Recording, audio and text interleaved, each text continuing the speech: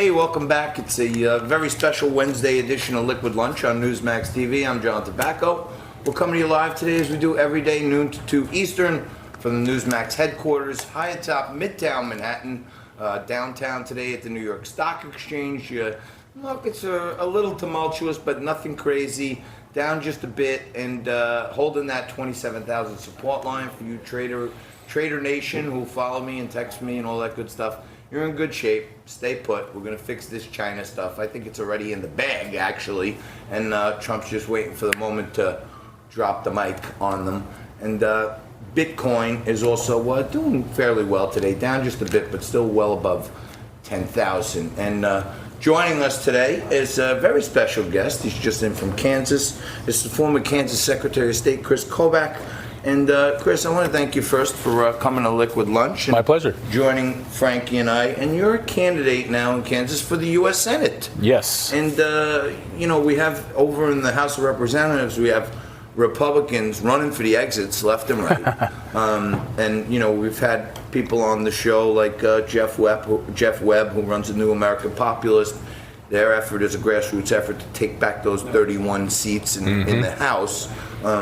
And Frankie and I have talked about it a little bit too. Everybody thinks we got the Senate, but it's pretty close there. And tell us, you're Secretary of State, your name recognition, everyone knows you're in New York tonight for a big fundraiser at Peter Thiel's. He's a big supporter of the president's.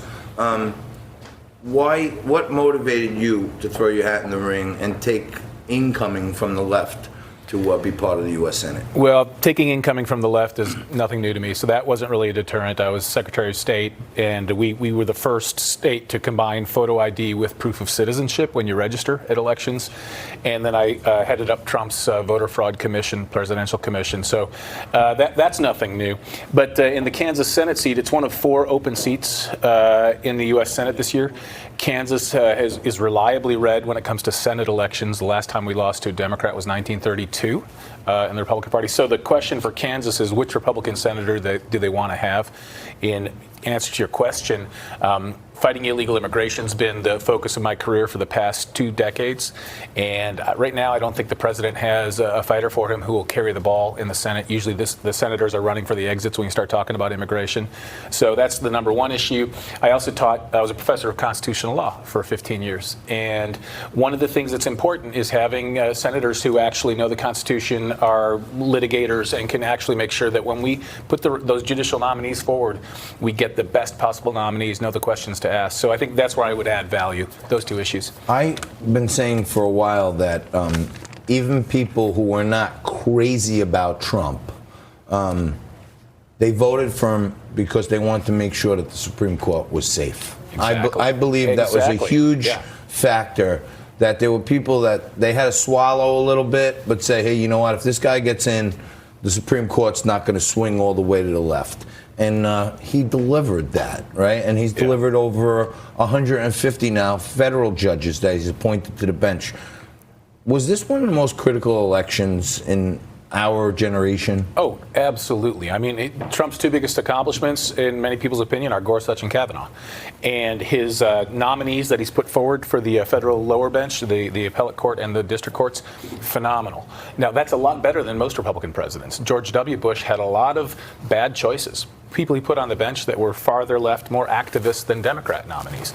So the Trump White House has done a great job.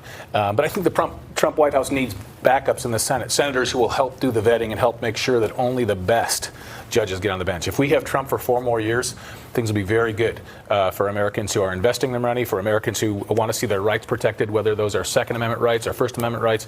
If we lose this election, things look very dark. So, 2020 is a huge year. Now, Mr. Secretary, the seat that you're running for of retiring Senator Pat Roberts, it's a must-win for the GOP. If they want to keep the Senate, they've got to keep it. Now, I happen to be a fan of yours because, while I'm not a Republican, I'm very much a Trump guy. And my biggest problem with the Trump administration is that there are so few Trump people people in it. Yes. And you have been running full speed ahead towards the Trump agenda, not tiptoeing here and there. And also, for everybody that likes to portray Trump supporters that are hardliners as on immigration as illiterates who have 3 teeth, you went to Harvard, Oxford, and Yale, have degrees from each. So you dispel a lot of the negative stereotypes about Trump supporters. But I want to ask you about this article in The Hill that just broke a couple of hours ago, which says that an internal poll is showing you trailing the Democrat for this seat. How concerned should people be that if we nominate the guy that we like,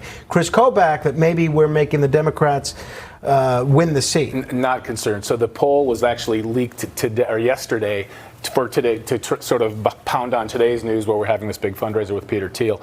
The poll was done in June before I even became a candidate, 18 months before the election against a completely unknown Democrat name. So you poll a well-known name, someone like me in my state who's got people. Democrats don't like me. That's a fact in Kansas, but that doesn't mean you can't win. And against an unknown Democrat, you're going to get that result. But the other reason I would say is, look, Kansas has the longest winning streak in the country, 80 years, more than 80 years of winning Senate elections. You know, these historical forces are important. It's highly unlikely that whoever the nominee is would lose to a Democrat. So the important part is picking the right Republican who's pushing the Trump agenda. Now, you were the head or a key player in the President's Voter Integrity Commission.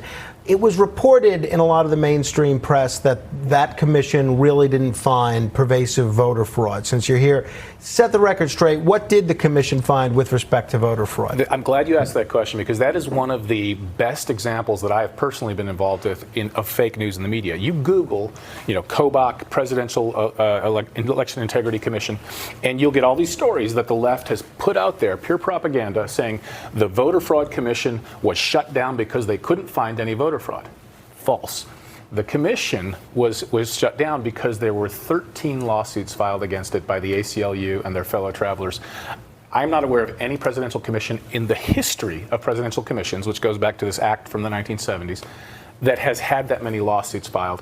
The Democrats filed the lawsuits so that they literally could bog it down. The staff of the commission was too busy answering interrogatories, doing all of the legal stuff, trying to fight the legal battles, that we were having a hard time continuing with the mission of the commission. But in the months that it did exist, we found over 2,000 convictions for voter fraud, not reports.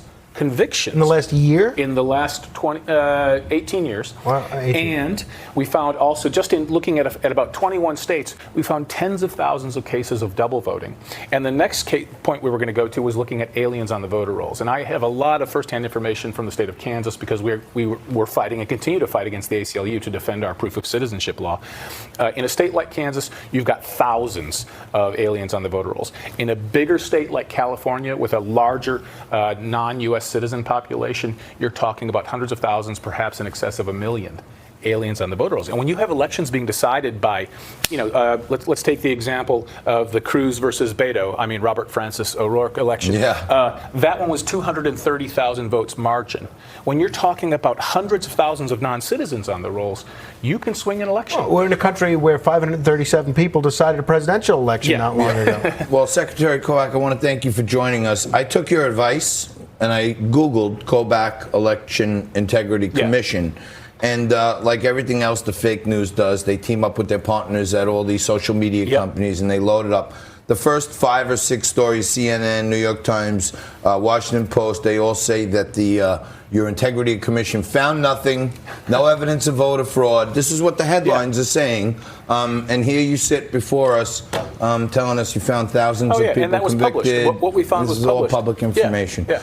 Hey, if you want to help the cause, our government, and make sure that our republic is free to continue to pursue the great goals that our founding fathers set out, you go out there and tell your friends to donate some money to Kris Kobach. If you're down there in his state, you better vote for him because we need more guys like this who are going to support the president's agenda. I want to thank you very much for coming in, Secretary. You're welcome to come here anytime, anything we can do to help. And you help us out. Tequila. Frankie and I are going to come back right after this. You watch. Liquid Lunch Live is brought to you by Questio.